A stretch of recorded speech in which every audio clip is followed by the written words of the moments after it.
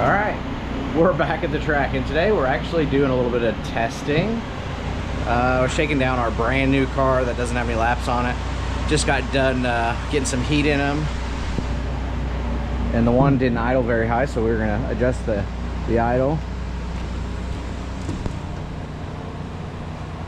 Look at this beautiful brand new car. Oh, that's not the brand new one. That's the brand new one. Get some cameras on the car. Easy day. Playing a little bit. Put my old faithful Hero 7 on. Okay, this ended up being a fun little day. And if you're interested in watching the full video and getting all the nitty-gritty details, go to the main page and join the channel. I do a longer video of each day. I try to do at least one of those a week, where it's the full-length video with setup tips and comments from me and Tim. We had Donnie there, so go check out the membership side of the channel to find all the details. There is so much content on there that you guys have not seen already, so please go help me out. Join it. It's $9.99 a month. That goes directly to me, and I really appreciate you guys clicking on the channel and watching Putnamville practice day in the 7X with our EA Stealth Ford midget motor that my boss, Tim Engler, built in his shop right here in Indiana.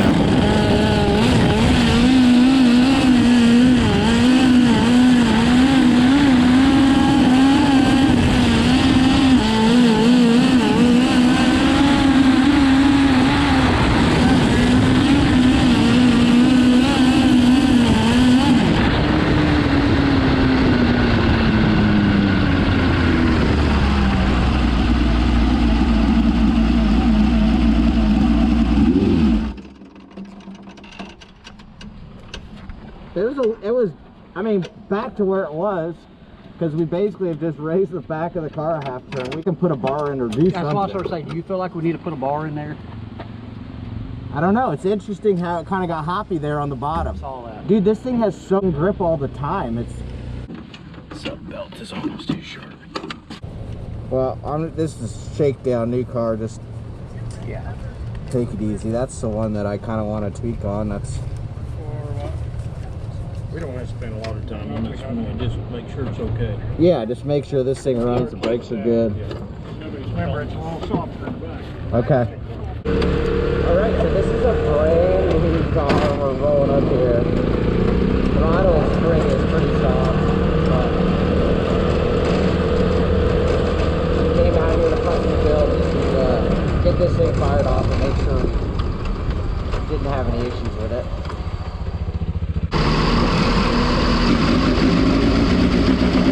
Alright, brand new car, first time we've got it on the track.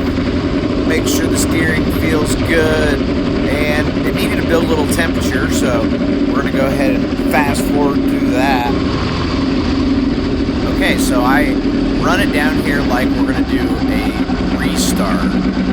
Go slow, get on the gas, the thing takes off really nice, and let's go. First laps in the car. Pretty much gonna run this thing, you know, a half car or car length off the top and just get a feel for it. And then let her rip the last couple laps. Don't forget, this is probably a $80,000 or $100,000 race car. I don't ask stupid questions like how much this stuff costs. I just am thankful to get to drive it. Oh yeah, little wheelie there in the slick. I mean, the track is good. For practice, the track is great, but the sun is hot. It was 95 degrees. So she's not exactly race prep.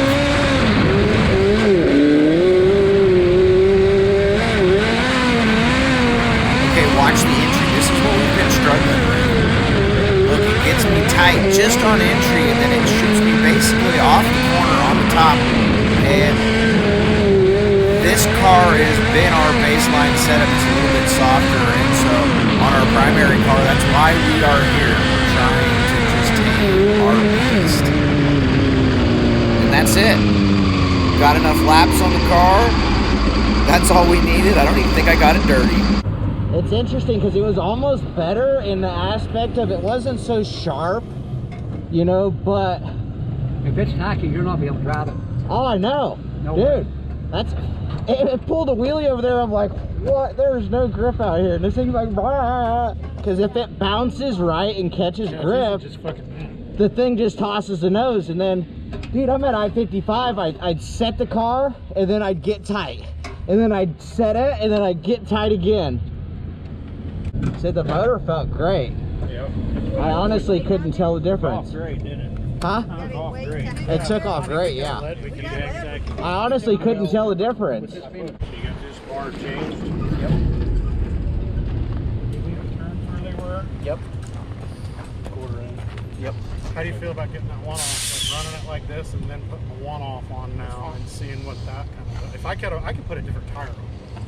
I don't care. I don't take a I'll do second. whatever. Yeah, I mean, if we had one, I mean, No, I just don't want to. yeah, there's no need to kill a new tire for just. But I do feel like the one off. I mean, you almost just have to start on it unless you think the track's not gonna be hooked up. You know, I We mean, have to start on it. because the track here isn't that tight, and this thing can get tight on entry even with the way the track is. Yeah. Yes, sir. All right, so we made a bar change, and we're gonna go back out there. We keep putting water on it.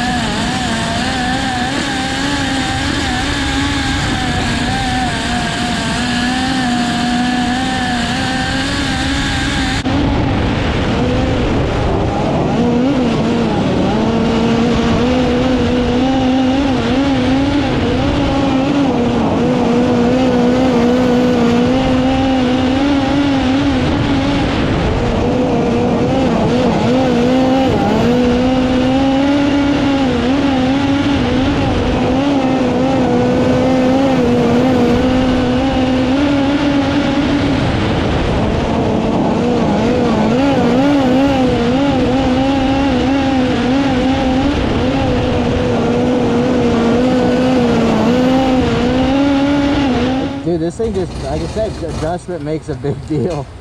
That thing's squaring up. Getting Oh, I the know. corner. It comes off.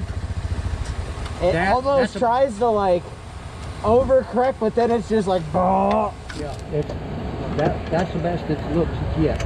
Yeah. And it's still not bad when I hustled the hole. Like I just was like, okay, just hustle the holes just to, you know, like you got to be able to race it. Yeah, that looks like that's about all the racetrack will give you right now. Yeah. Yeah. But I thought it squared up nice.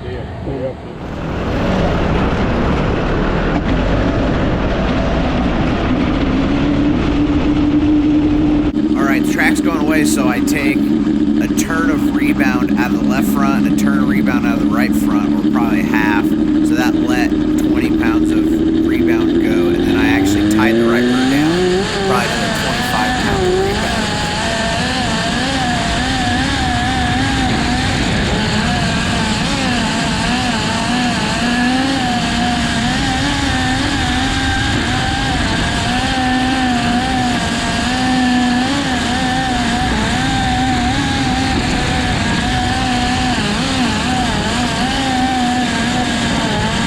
Okay, the track is going away, but just watch my hands and the steering wheel now compared to the beginning of the video.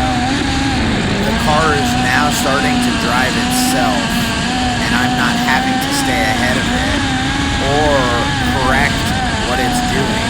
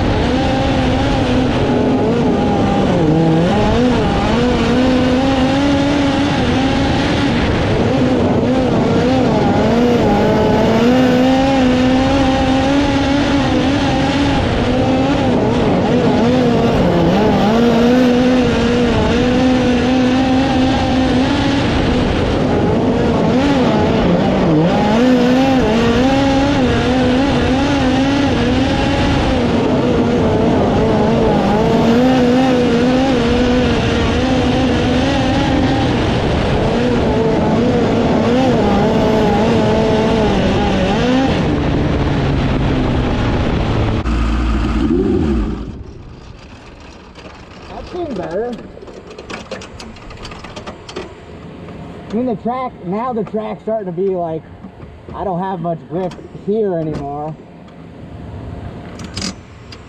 But it seemed to get through the rough decent. It kind of likes the pair when it gets kind of out of control, and then it lands, at least it lands and can go straight. Yeah, we took all the shock out of it. Yeah. I think that was a big improvement myself. I thought it was, yeah. If you had a little, like if you watered the shit out of it and could really get it tackier, that'd be a good test, you know what I'm saying? Yeah. Like you're even down on air and you're turning right. That's the first time we've done that all the way through the corner that I can remember. Yeah. It looked like it was really more forgiving. Yeah, that's what I thought too. Yeah, just not so Or static. you've never been that aggressive through a bump on purpose. I Just know. to see what it would I know. do.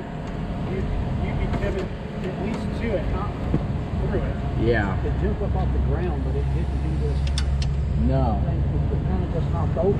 So the left front came up, but it never like just kept the wall.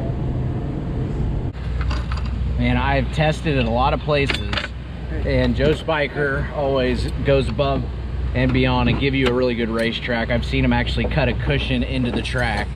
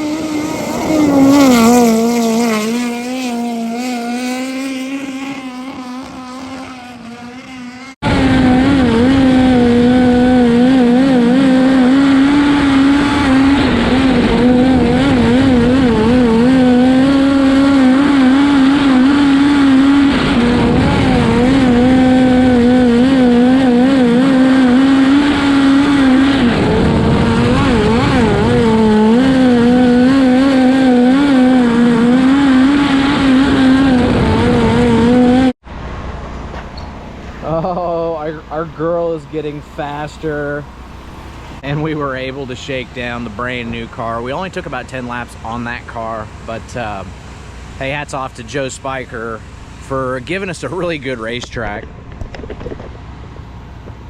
Check this out. I was rolling in, I got a curb going here, okay? It's hard to see, but that's a good 8-inch tall curb, and man, the track was so nice. And he kept putting water on it once the sun set. It got to be a lot of fun. One of the biggest struggles with racing cars is you just don't get any time on the track. You get practice, qualifying if you race, you know, on a bigger series, a heat race, and a feature. You know, you just don't get a lot of opportunity to try things. So this gave us an opportunity to try some stuff out and just try to get our balance a little bit better. This thing, like, you give it a half turn too much in the right rear and it's trying to like over rotate, you know. So we learned a lot. I learned a lot today. So hey, thanks for watching Tmeztv. I'm gonna get back to helping these guys load up, get my suit off, and we got a big week this week. I'm actually going to Valado, New Mexico to run Alan Verveel's 360 ASCS wing car, and then I hop on a plane and head over to Wisconsin to run Angel Park, Sun Prairie. big busy week, but that's okay. I've been kind of slow. I've only ran one race a week in the last 2 weeks, which has been kind of it's not a lot of racing for me. I'm used to racing a lot, but I live in Indiana and there's a lot of racing going on, but without me running the non-wing car lately, and if I'm gonna have a slow season, I might as well take the time to try to go wing racing. That's where the money's at. And you know, I haven't been hurting myself in the wing car. These things are really dangerous. Chase Johnson got hurt out west in a sprint car, and man, these things are super dangerous. So gotta have some balls of steel, or not a lot in between the brains like me, you know, out here living my best life. But there is a big risk. I'm risking my life, I'm risking my health. You know, my good friend Shane Meal, he's quadriplegic from racing. You know, Brian Clausen chasing 200 races in a year, got killed, you know, and we're talking about some really good guys there. This is dangerous. Cars are dangerous, so thoughts and prayers go out to Chase Johnson. Just sad deal. Hopefully he's doing better. And just got done practicing, doing a little testing down here at Putnamville. Things went well.